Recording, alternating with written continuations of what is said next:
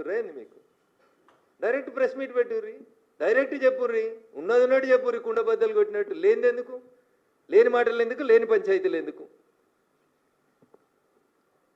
కాబట్టి కవిత గారికి నేను చెప్పదలుచుకుంది ఏంటంటే, మీరు మీ కుటుంబ పంచాయతీ, మీ ఆస్తుల పంచాయతీ, మీ పార్టీల పంచాయతీ, మీ వారసత్వ పంచాయతీ, మీ అన్నతోటి మీకు పంచాయతీ, మీ సీట్ల కోసం పంచాయతీ, నీకేమన్నా శాసన మండలిలో ఫ్లోర్ లీడర్ పంచాయతీ, ఇట్లాంటివి ఏమన్నా ఉంటే మీరు తెలుసుకోండి. శాసన మండలిలో ఫ్లోర్ లీడర్ తిరగకపోతే కొట్లాడుకో మీ నాయనతో తలపెట్టుకొని. దానికి చిట్చాట్ల పేరిట మా పార్టీని, భారతీయ జనతా పార్టీని అనవసరమైనటువంటి వివాదంలోకి లాగొద్దని సోదరి కవిత గారికి నేను ఈ సందర్భంగా చాలా స్పష్టంగా చెప్పదలుచుకున్నాను.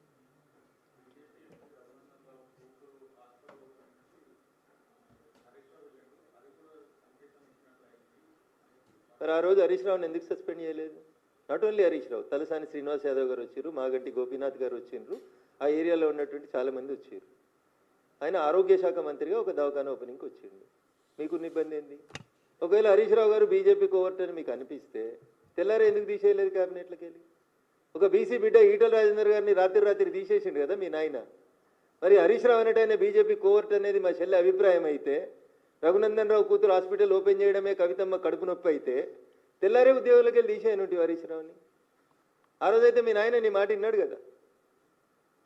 అందుకని నేనేమంటున్నా, ఈ చిట్లు చాట్లు ఎందుకన్నా, ఇవి నేమి డైరెక్ట్గా నేమ్ పెట్టి చెప్పు. ధైర్యం లేకపోవడం, నేను మాట్లాడుతున్నా కదా, పేరు పెట్టి మాట్లాడుతున్నా, నేను ఊరు పెట్టి మాట్లాడుతున్నా. నేను అధికారికంగా ఆఫీస్ పెట్టు, లేకపోతే బషీర్బాగ్లో ప్రెస్ క్లబ్లో తీసుకో, ప్రెస్ క్లబ్ తీసుకొని చెప్పు. అందరికీ నీ అంత గొప్ప ఇంగ్లీష్ రాకపోతే తెలుగులో మంచిగా రాసి ప్రెస్ నోట్ రాస్తారు, నువ్వేమితే గదే రాస్తారు. వై దిస్ చిట్ చాట్ అంటున్నా. సో వ్యక్తుల వ్యక్తిత్వ హననం కోసం టీఆర్ఎస్ పార్టీ చేసినటువంటి ప్రయత్నాలన్నీ అయిపోయినాయి. టీఆర్ఎస్ని ప్రజలు నమ్ముతలేరు అనేది అర్థమైంది. వాళ్ళ ప్లీనరీ ఈడనే ఇదిగా లేకపోతే పోయి అమెరికాలో ప్లీనరీలు చేస్తున్నారు. ఎందుకు అమెరికాలో చోట్లేస్తారా నాకు తెలియదు, నేను వాళ్ళంతా చదువుకోలేదు. ఏంది సిల్వర్ జూబ్లీ ఏంది? ఈ దేశం కోసం పోయి ఏమన్నా అమెరికాలో చెప్తున్నారు వాళ్ళు. వచ్చిన తెలంగాణ ఎట్లా దోసుకున్నామో చెప్తారా, లేకపోతే దోసుకున్న డబ్బుల్ని అమెరికాలో యూట్యూబ్ ఛానళ్ళలో ఎట్లా పెట్టి రఘునందన్ రావుని ఎట్లా తిట్టాలి, లేకపోతే ఎవరెవరిని పెయిడ్ ఆర్టిస్టులు ఎట్లా హైర్ చేసుకోవాలి, అమెరికా చట్టాల ప్రకారం దొరకకుండా ఎట్లా తెలుగులో వార్తలు రాయాలనే చేసుకోవడానికి పోతున్నారు. For what you are doing? నేను అడుగుతున్నా సూటిగా చెప్పుని. నేను అడిగితే ప్రతిపక్ష నాయకునిగా చెప్పరేమో. మరి నువ్వు చెప్పు, నాకు అర్థమైన కాడికి మీ అన్ననే తిట్టినావని నేను అనుకుంటున్నా. మీ అన్నని చెప్పమని మరి అమెరికాలో. ఇంకా రాష్ట్ర ప్రభుత్వానికి కూడా నా 2 డిమాండ్లు. ప్రతిపక్ష నాయకులు చెప్పినరో మరి మీరు సపోర్ట్ చేస్తే మాట్లాడుతుర్రో కవిత గారు నాకు తెలియదు, కానీ ఆ కవితమ్మనే చెప్తుంది ఇప్పుడు ఏమని, పెయిడ్ ఆర్టిస్టులతోటి వ్యక్తిత్వ హననం చేస్తుర్రు. ఈ పెయిడ్ ఆర్టిస్టులు ఎవరో గుర్తించడానికి గౌరవ ముఖ్యమంత్రి రేవంత్ రెడ్డి గారికి ఉన్నటువంటి ఇబ్బంది ఏముంది? పెయిడ్ ఆర్టిస్టులను జైల్లో పెట్టడానికి ఉన్నటువంటి ఇబ్బంది ఏముంది? పేమెంట్ ఏ ఖాతాకి అవుతుంది, ఎవరికి అవుతుంది, ఎవరు ఆ దొంగలు, వాళ్ళ దగ్గర పైసలు ఎక్కడి? మీకు చేత కాకపోతే మాకు ఈ లిస్టు ఇన్కమ్ ట్యాక్స్ అన్నది వదిలిస్తాం మేము. గట్లా దొంగ లెక్కలు ఎక్కడి, దొంగ పేమెంట్లు ఎక్కడి, దొంగ పంచాయతీలు ఎక్కడి? అంతా ట్రాన్స్పరెంట్గా ఉండాలని కోరుకుంటున్నాం కదా. అందుకని వాళ్ళ పార్టీ గురించి వాళ్ళు మాట్లాడినంతసేపు మేము ఎవరి గురించి మాట్లాడాం, మేము ఎవరి వ్యక్తుల్ని తక్కువ చేసి మాట్లాడాం. కానీ భారతీయ జనతా పార్టీని తక్కువ చేసి, భారతీయ జనతా పార్టీని బదనాం చేసి, మా క్యాడర్లో కన్ఫ్యూజన్ క్రియేట్ చేయాలనేటువంటి ప్రయత్నం చేస్తూ ఉన్నప్పుడు మేము చాలా స్పష్టంగా చెప్పదలుచుకున్నాం. 2013లో మీరు చేసిన విలీనం ప్రయత్నాలు, 2014లో మీరు చేసిన ప్రయత్నాలు, ఇవన్నీ కూడా ప్రపంచమంతా తెలుసు. భారతీయ జనతా పార్టీ బీఆర్ఎస్ కలిసి పనిచేసిన అనేది ఈ రోజు దాకా వాళ్ళు పుట్టిన 25 ఏళ్లలో ఎన్నడూ జరగలేదు. నాకున్నటువంటి అంచనా, నాకున్నటువంటి అవగాహన మేరకు భవిష్యత్తులో కూడా అట్లాంటి స్కోప్ లేదని నేను అనుకుంటా ఉన్నా. కాబట్టి లేని దాని గురించి మా క్యాడర్ని, మా కార్యకర్తల్ని కన్ఫ్యూజ్ చేసి మీరు ఏది పడితే అది తిరిగి పేపర్లలో మాకు జాగ రావాలి. పేపర్లో మీకెందుకు జాగ వస్తుంది? జనం గుండెలనే మీకు జాగలేదు కదా, జనమే వద్దనుకున్నారు కదా మీరు. జనం గెలిపేయాలనుకుంటే మిమ్మల్ని గెలిపిద్దురు కదా ఎంపీగా.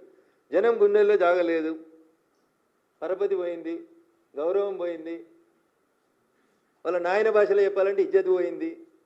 ఇన్ని పోయినాయి కాబట్టి వాటిని తెచ్చుకునేందుకు మళ్ళీ జాగ కోసం కొట్లాడ తప్పితే ఇది ఏముందన్న.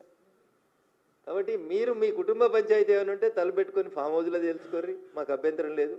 మా పార్టీ పేరు తీయనంతసేపు, మా గురించి మాట్లాడనంతసేపు మేము ఎవరిని ఏమను.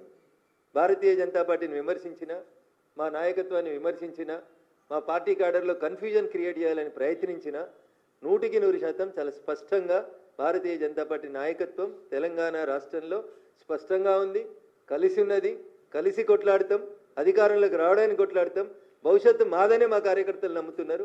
ఆ దిశగానే మా అందరు అడుగులు ఉంటాయని చెప్పి ఈ సందర్భంగా చాలా స్పష్టంగా చెప్తూ, పేపర్ల కోసం, పబ్లిసిటీ కోసం, దాంట్లో జాగ కోసం ఇట్లాంటి మాటల్ని, ఇట్లాంటి బురదల్ని ఎవరి మీద జల్లొద్దని మరొకసారి తెలియజేస్తూ సెలవు తీసుకుంటాను.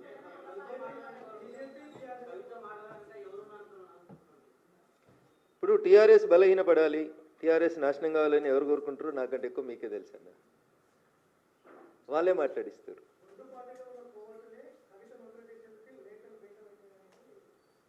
ఇప్పుడు మీ నాన్నకు నువ్వు లెటర్ రాసినావు, తండ్రి కూతుళ్ళ సంబంధం అది, తండ్రి కూతుళ్ళ పంచాయతీ. గతంలో రాసిన లెటర్లు బయటికి రాలేదు. ఇప్పుడు మీ నాన్నగారి పక్కన ఎవరుంటున్నారో నాకంటే ఎక్కువ నీకే తెలుసు. పోయి మీ నాన్నకి చెప్పు, ఇక పలానోడు లీక్ చేసినాడు, వాని పేరు పలానా, వాని బయటికి పంపించని చెప్పు. కోర్టు ఏందని, ఇదేమన్నా నక్సల్ సామ్రాజ్యమా? కోర్టు లేదు. వినడానికి సొంపుగా ఉంటాయని, మాట్లాడితే ఎతి ప్రాసలకు కలిసి వస్తాయని, ఎట్లా ఇట్లా మాట్లాడి